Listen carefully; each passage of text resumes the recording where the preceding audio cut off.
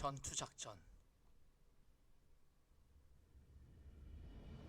그렇게 10개월 정도의 훈련을 마친 뒤에 침투 명령이 떨어진다. 설악산에서 훈련을 받은 공작원들은 주로 휴전선 근방의 단거리 침투를 수행했다. 하지만 휴전선 인근의 북한 땅은 신고망이 잘 짜여져 접근 자체가 매우 어려웠다. 때문에 빠른 속도로 장애물을 뚫고 정확히 목표 지점을 공격하기 위해 공작원들은 휴전선 인근의 지도를 아예 머릿속으로 외워야만 했다. 반면에 백령도나 속초에서 훈련받았던 공작원들은 바다를 타고 주로 먼 거리로 침투했다. 신의주, 나진, 청진까지 침투했었다는. 이런 해상전투는 기상상태에 의해 크게 좌우됐는데 만약 임무에 성공하더라도 기상상태가 나빠 모선이 뜨지 못하면 그냥 꼼짝없이 체포되거나 자폭해야만 했기 때문이다. 때에 따라서는 북한 경비선과 교전도 벌여야 됐다. 당시 침투작전에 대한 공작원들의 회고이다. 난 함경도 원산에 쳐들어가서 경찰서를 폭파했었죠. 나는 김책공업대학과 평양 위주로 공작 활동을 했었어요.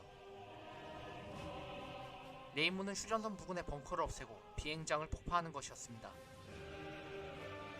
38선을 그냥 내 집이라고 생각하면서 드나들어야 했어요.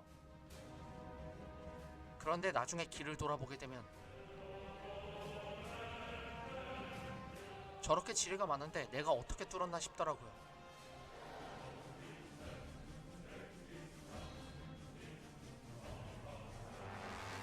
무서웠을 텐데 어떻게 대담하게 행동할 수 있었을까?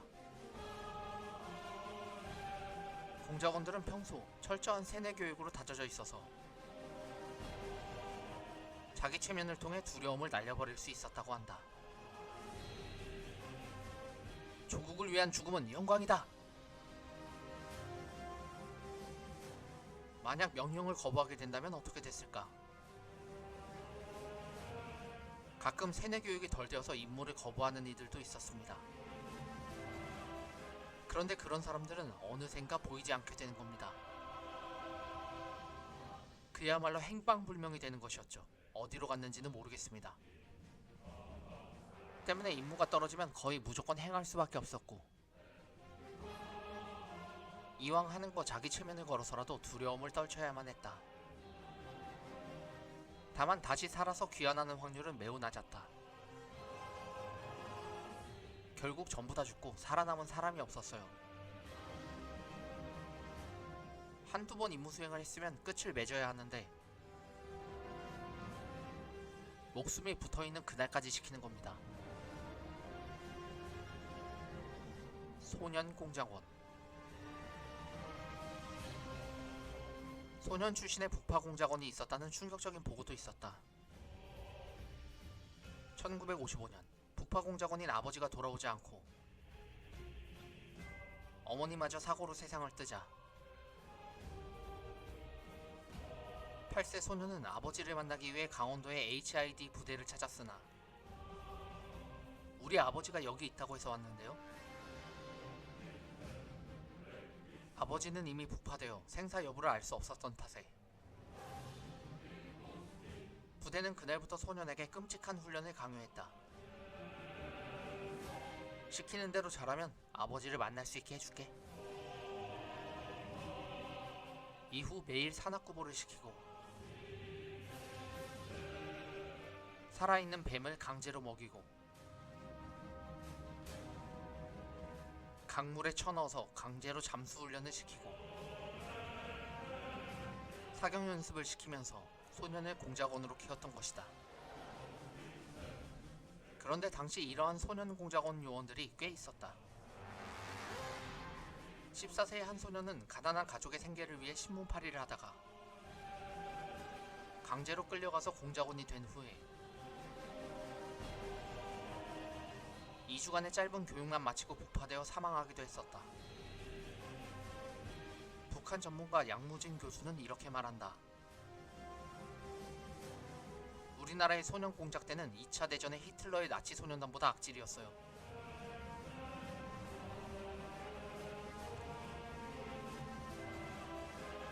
히틀러의 소년단은 후방에서 군사적인 보조 역할을 했다면 우리나라 소년 공작대는 전방에 들어가서 공작대의 역할을 했기 때문이죠. 심리학자 최규만 교수는 이렇게 말한다.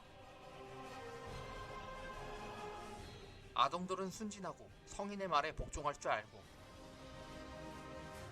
적의 입장에서는 아동에게 쉽게 경계를 푼다는 허점을 이용한 전법이었죠. 얼마나 희생되었는가. 정부가 발표한 북파공작원의 수는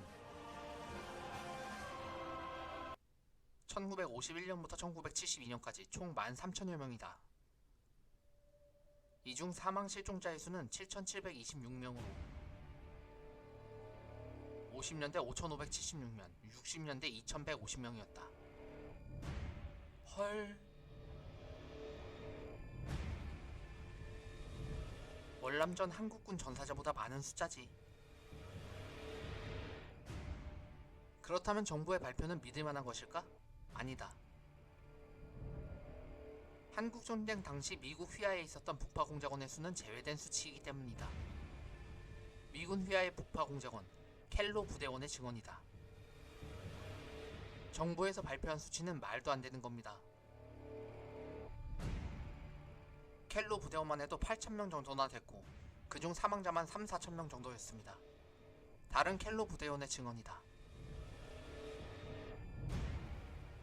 훈련은 일체 받아본 적도 없었고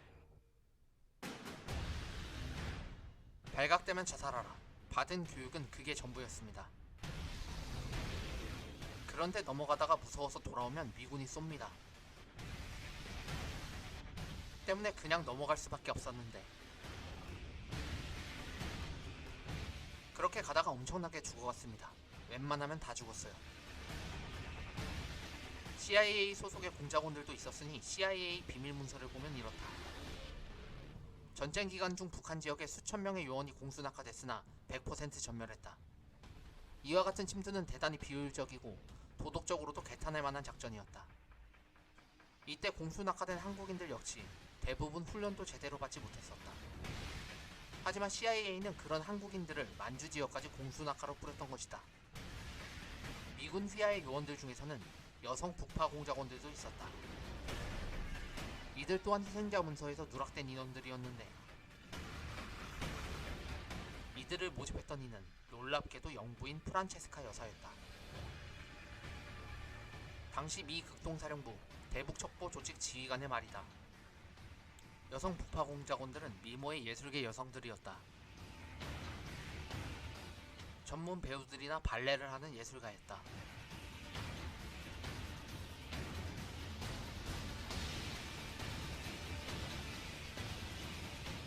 아마도 그녀들을 통해서 미인계를 쓰려고 했던 것 같다. 그런데 그녀들을 모집했던 이는 당시 미군과 돈독한 관계였던 프란체스카 여사였다. 어쨌든 정부가 발표했던 7,726명의 사망 실종자보다 훨씬 많은 이들이 북파 공작 중에 희생되었던 것이다.